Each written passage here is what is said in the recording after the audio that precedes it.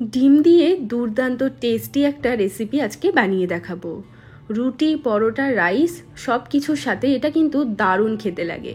যারা ডিম খেতে একদম পছন্দ করে না তারাও কিন্তু এটা আঙুল চেটে পুটে খাবে, এতটাই টেস্টি হয় খেতে। আর বানানো খুবই সহজ, হাতে মাত্র 10 মিনিট সময় থাকলেই এটা তৈরি করে নিতে পারবে। তাহলে চলো আর কথা না বাড়িয়ে ঝটপট করে আজকের এই রেসিপিটা দেখে নেওয়া যাক। নমস্কার, আমি সুস্মিতা। আমার রান্নাঘরে সবাইকে স্বাগত জানিয়ে শুরু করছি আজকের রেসিপি। তো ডিমের এই রেসিপিটা তৈরি করার জন্য এখানে আমি 5টা ডিম নিয়েছি। তোমাদের যে কটা প্রয়োজন সে কটা ডিম দিয়েই এটা বানাতে পারো।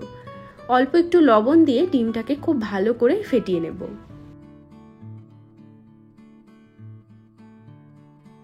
ডিমটাকে ভালো করে ফেটিয়ে নিয়েছি। এখন কড়াইতে দিয়ে দিচ্ছি সাদা তেল। আর তেলটাকেও কিন্তু একদম ধোঁয়া ওঠা গরম করে নিতে হবে। তো তেলটা একদম গরম হয়ে গেছে। এখন আমি এই ডিমের মিশ্রণটা ঢেলে দিচ্ছি। ডিমটা ঢেলে দেওয়ার সাথে সাথে কিন্তু এটা নাড়াচাড়া করার প্রয়োজন নেই। একদম হাই ফ্লেমে ডিমটা ভাজবো, তাহলে খুব সুন্দর করে ডিমটা কিন্তু ফুলে যাবে। যখন ডিমটা এরকম ফুলতে শুরু করবে, অল্প অল্প করে ডিমটাকে একটু নাড়াচাড়া করতে থাকবো আর ডিমটাকে ভাজতে থাকবো। ডিম ভাজতে খুব একটা সময় লাগে না, 2 মিনিট মতো সময় লাগবে এই ডিমটা ভাজতে। তো ডিমটাকে একটু খুন্তি দিয়ে আমি ছোট ছোট টুকরো করে নিচ্ছি। চাইলে তোমরা আরো ছোট টুকরো করতে পারো, তবে আমি এখানে খুব একটা বেশি ছোট করছি না। তো এখানে কিন্তু আমাদের ডিমের ভুজিয়া একদম তৈরি হয়ে গেছে। আর এটা কিন্তু এইভাবে ভাজলে ডিমগুলো খুব সুন্দর ভাজা হয়। তো এখন আমি এই ডিমগুলো তুলে নিচ্ছি। এবার এই কড়াইতে আরো কিছুটা দিয়ে দিলাম সাদা তেল। তেলটা একদম গরম হয়ে গেছে। এবার এর মধ্যে আমি দিয়ে দেব 1 টেবিল চামচ রসুন কুচি। আর দিয়ে দিচ্ছি 1 টেবিল চামচ মতো আদা কুচি।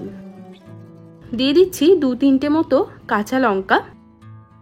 এবার সমস্ত কিছু 1 থেকে 2 মিনিটের জন্য মিডিয়াম ফ্লেমে ভেজে নেব। তো এখানে 2 মিনিটের মতো আদা রসুন কাঁচা লঙ্কাটাকে ভেজে নিয়েছি। আদা রসুনের যে কাঁচা গন্ধটা সেটা চলে গেছে আর কালারটাও একটু চেঞ্জ হয়ে গেছে। এখন এর মধ্যে আমি দিয়ে দেব পেঁয়াজ। এখানে আমি 2টো মিডিয়াম সাইজের পেঁয়াজ 4 টুকরো করে কেটে নিয়ে স্লাইসগুলোকে আলাদা করে নিয়েছি। আর দিয়ে দিচ্ছি একটা ছোট সাইজের ক্যাপসিকাম। ক্যাপসিকামগুলোকেও ছোট ছোট করে কেটে নিয়েছি। পেঁয়াজ এবং ক্যাপসিকামটাকে 2 মিনিটের জন্য হাই ফ্লেমে ভাজবো। খুব বেশি ভাজলে কিন্তু পেঁয়াজ এবং ক্যাপসিকাম খুব তাড়াতাড়ি নরম হয়ে যায়। আর এই সময় লবণ দিলেও কিন্তু খুব তাড়াতাড়ি নরম হয়ে যাবে, তাই জন্য লবণ এই সময় দেওয়া যাবে না। হাই ফ্লেমে 2 মিনিটের জন্য এগুলোকে ভেজে নেব।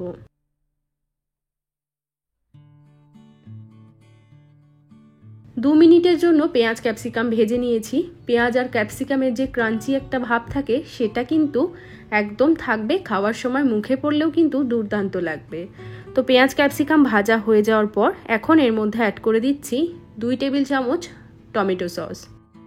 আর দিয়ে দেব 2 টেবিল চামচ সয়া সস। এখানে চাইলে তোমরা আরও কিছু সস ব্যবহার করতে পারো, তবে এই সয়া সস আর টমেটো সসটা সবার ঘরে অ্যাভেলেবেল থাকে। এই সসটা দিয়েই তোমরা তৈরি করে নিতে পারো, খেতে কিন্তু দারুণ লাগবে। আর দিয়ে দিলাম ছোট চামচের 1 চামচ মতো গোলমরিচের গুঁড়ো। আর দিয়ে দিচ্ছি ছোট 1 চামচ মতো চিলি ফ্লেক্স। চাইলে তোমরা এখানে কাশ্মীরি লঙ্কার গুঁড়োটাও ব্যবহার করতে পারো। এবার দিয়ে দেব স্বাদ মতো একটু লবণ। যেহেতু সমস্ত সসের মধ্যে লবণ থাকে, তো লবণটা একটু কম করেই দিতে হবে। আর এই ছোট চামচেরই 2 চামচ মতো দিয়ে দিলাম চিনি। একটু মিষ্টি মিষ্টি ঝাল ঝাল খেতে হলে এটা বেশি ভালো লাগে। এবার সমস্ত কিছু খুব ভালো করে নাড়িয়ে এটাকে 2 মিনিটের জন্য একটু জাল করে নেব। ততক্ষণে আমি একটা বাটির মধ্যে 1 চামচ মতো কর্নফ্লাওয়ার নিয়ে নিলাম। তার মধ্যে দিয়ে দিচ্ছি বেশ কিছুটা জল।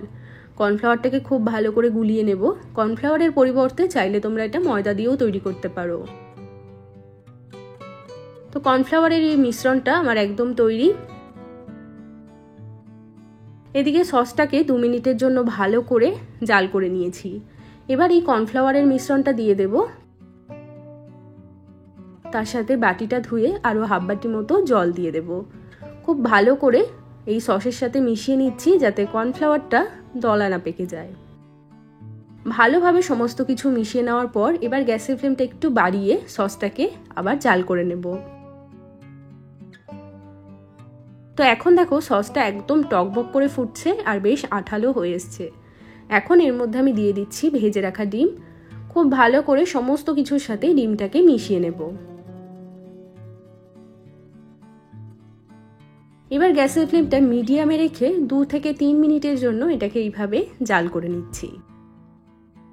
তো 2 থেকে 3 মিনিট মতো ডিমটাকে এইভাবে সসের সাথে একটু জাল করে নিলেই কিন্তু তৈরি হয়ে যাবে। তো এখানে আমাদের এই চিলি ডিম বা এগ চিলি একদম তৈরি।